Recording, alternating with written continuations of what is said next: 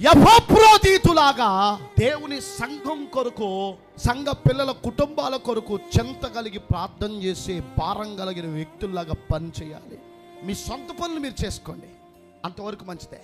కానీ మీకు సమయం దొరికినప్పుడు వెళ్ళండి, మీ సహోదరులను బలపరచండి, కొన్ని మాటలు చెప్పండి, ధైర్యపరచండి. సోమరులై నిష్ఫలులై బ్రతుకుతా ఉన్నారు, అలాంటి వారిని హెచ్చరించండి, మేల్కొల్పండి.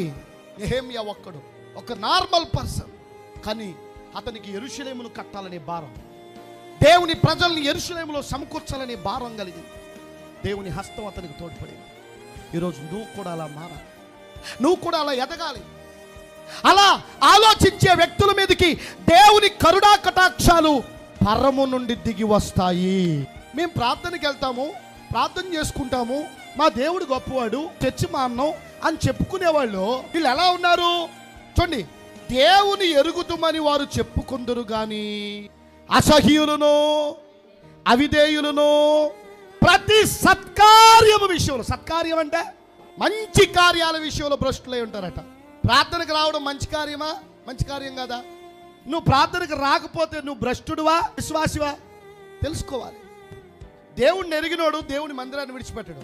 దేవుణ్ణి ఎరిగి ఉన్నానని చెప్పుకుని దేవుని మందిరానికి దూరంగా ఉండేవాడు భ్రష్టుడు.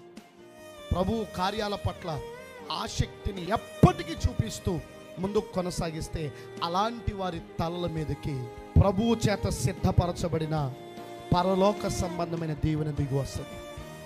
అప్పుడు నువ్వు ఓబేదేదోములాగా ఆశీర్వదించబడతావు, అప్పుడు నువ్వు దావీదులాగా ఆశీర్వదించబడతావు, అప్పుడు నువ్వు దానియేలులాగా ఆశీర్వదించబడతావు, అప్పుడు నువ్వు యోసేపులాగా ఆశీర్వదించబడతావు, అప్పుడు నువ్వు యోబులాగా ఆశీర్వదించబడతావు. కాబట్టి దేవుని పనిని ప్రేమించండి, దేవుడు మీకు అప్పగించిన బాధ్యతను గుర్తించండి, దేవుడి దగ్గర అబద్ధికులుగా బ్రతకండి.